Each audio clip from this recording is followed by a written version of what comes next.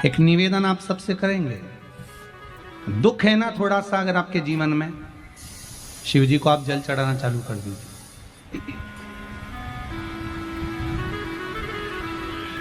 शंकर भगवान को आप जल चढ़ाना प्रारंभ कर दो। अगर दुख है ना जीवन में, शिव जी को जल चढ़ाना प्रारंभ कर दो। और एक निवेदन और करेंगे, अगर दुख समाप्त ही नहीं हो रहा है, कोई बीमारी एक पूरी होती है दूसरी लग जाती है, दूसरी बीमारी पूरी होती है तीसरी लग जाती है, तीसरी बीमारी पूरी होती है चौथी लग जाती है, कुछ प्रॉब्लम चली रही है, तो एक जल के पात्र में जल लीजिए, कलश लोटा पानी का भर लीजिए और उस पात्र में चावल के 2 दाने डाल लीजिए, अक्षत के 2 दाने डालिए। घर में से लेकर जाओ, थोड़ा सा जल बेलपत्री के वृक्ष के नीचे डाल दीजिए, थोड़ा सा जल पीपल के वृक्ष के नीचे डाल दीजिए और थोड़ा सा जल या तो आंवले का पेड़ मिल जाए या शमी का वृक्ष मिल जाए, शमी का वृक्ष मिले या आंवले का वृक्ष मिले, उसके नीचे डाल दीजिए।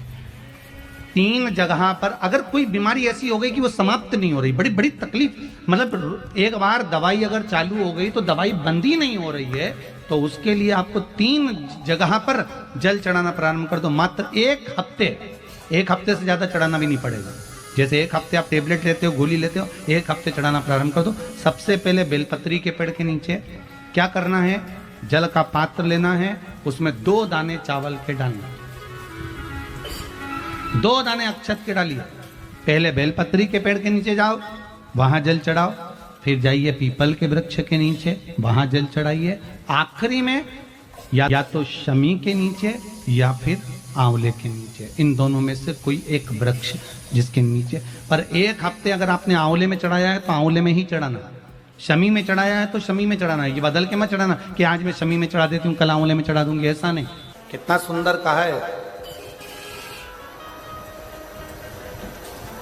जब जिंदगी बहुत संघर्ष में चल रही हो, बहुत दुख का जीवन चल रहा हो, बहुत कष्ट का जीवन चल रहा हो, बहुत कष्टमय जीवन चल रहा हो, तब शमी के 5 पत्ते, शमी के 5 पत्ते, एक दुर्वा के साथ, एक अक्षत चावल का 1 दाना, वो भी हल्दी में भिंगोया हुआ हो या केसर में भिंगोया हुआ हो, शमी पत्र 5, 1 दुर्वा, 1 चावल का दाना, जो दिल से हृदय से बेलपत्री के वृक्ष के नीचे पार्थिव लिंग का निर्माण कर कर मट्टी का शिवलिंग बनाकर प्रदोष काल में, मतलब शाम के समय पर शिवलिंग बनाकर उस पे जल चढ़ाकर, जो ये 5 शमी का पत्र, 1 दुर्वा और 1 चावल का दाना, अपनी कामना कर कर जो दुख चल रहा है बाबा से विनय कर कर 1-1 पत्ता जब समर्पित कर दे, फिर 1 दुर्वा समर्पित कर दे, फिर 1 चावल का दाना समर्पित कर दे और बाबा का वहीं पर पुनः विसर्जन कर दे, 3 महीना तो जाने दो, 15 दिन के अंदर वो दुख कटता जरूर है, चाहे कोई भी दुख, किसी भी तरह का दुख क्यों नहीं।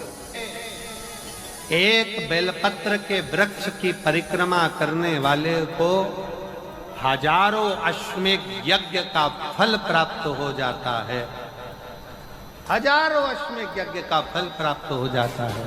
उसी तरह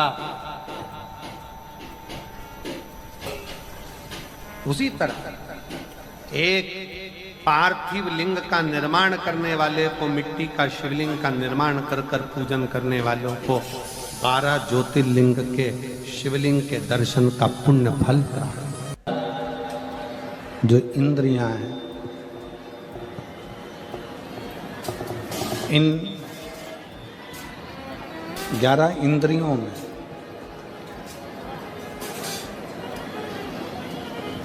केवल एक भगवान शिव की अविरल भक्ति धारण करने के लिए ये इंद्रियां आप और हमको मिली, चाहे वो ज्ञान इंद्री हो, चाहे वो कर्म इंद्री हो, चाहे वो मन।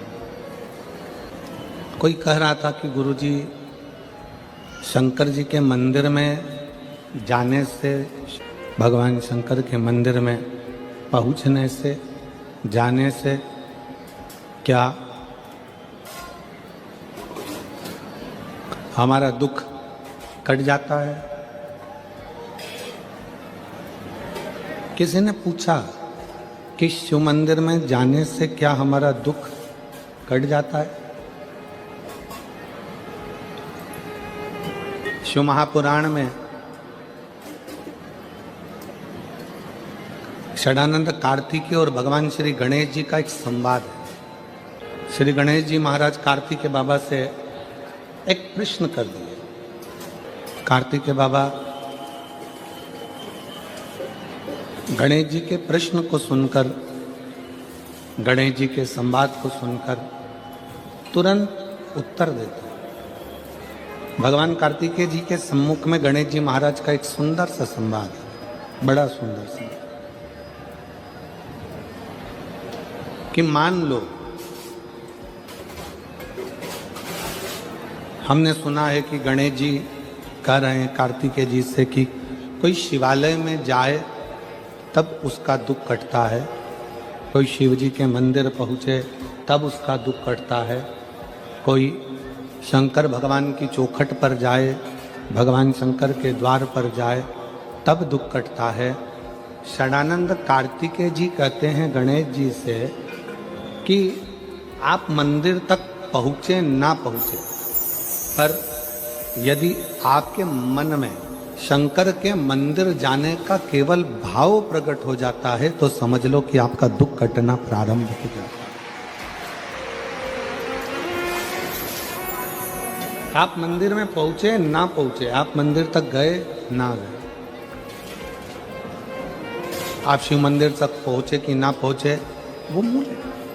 पर आपके मन में जब, जिस समय पर आपके मन में भाव प्रकट हो जाता है, जिस समय पर आपके मन में ये उत्पन्न हो जाता है कि मुझे शंकर के मंदिर में जाकर एक लोटा जल चढ़ाना, मुझे शिव जी की चौखट तक जाना, जैसे हमारे मन में जब भाव उत्पन्न होता है, हमारे मन में कोई भगवान की अविरल भक्ति का, दर्शन का, पूजन का, जल का, कथा का जब भाव उत्पन्न होता है तो उसको पूर्ण करने वाले आप नहीं होते, उसको पूर्ण करने वाला तो देवाधिदेव महादेव स्वयं होते। आपकी कामना क्या है?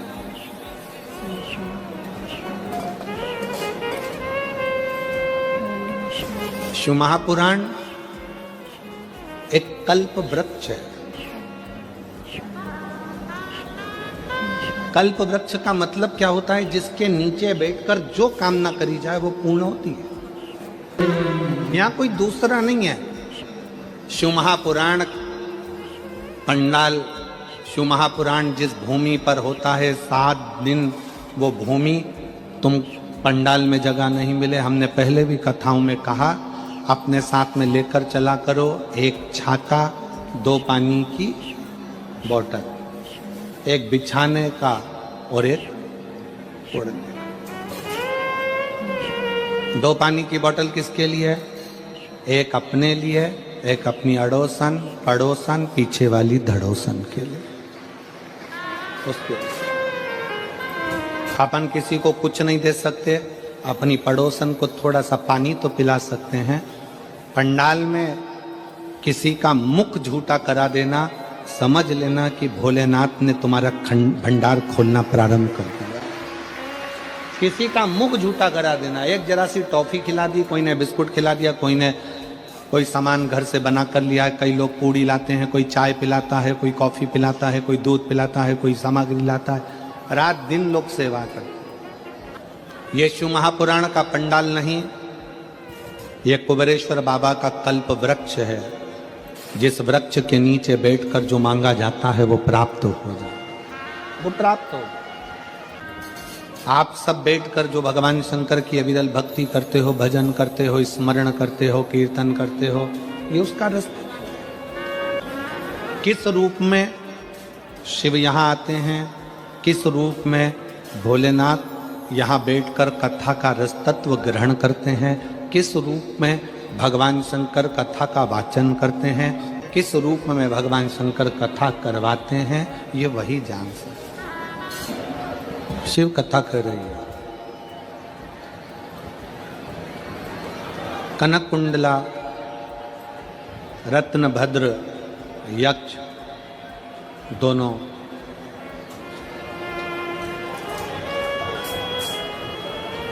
गंधमादन पर्वत पर बैठकर भगवान शिव की आराधना कर रहे हैं।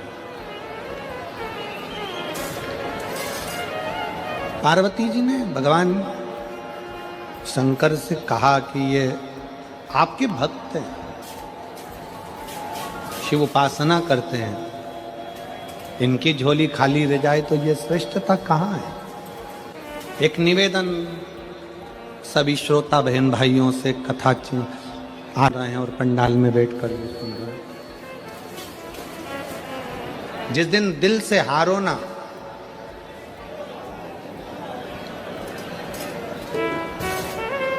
थोड़ी तकलीफों में अगर घिर जाओ, तकलीफें आ जाए, कष्ट आ जाए, तकलीफें जिस दिन तुम्हारे भीतर बहुत ज्यादा मात्रा में आ जाए, उस दिन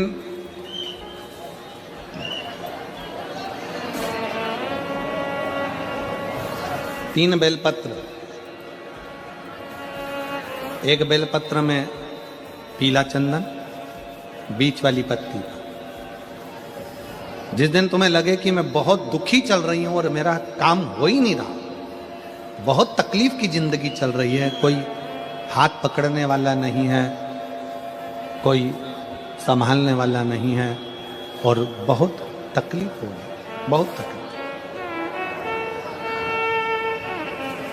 उस समय पर एक बेलपत्री के बीच वाली पत्ती पर पीला चंदन,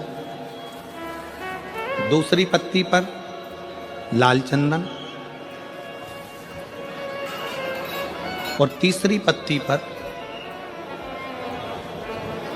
11 चावल गीले, पानी में उसको थोड़ा सा भिगो लें या धो लें, 11 चावल गीले शिव जी की उस पत्ती पर रखी।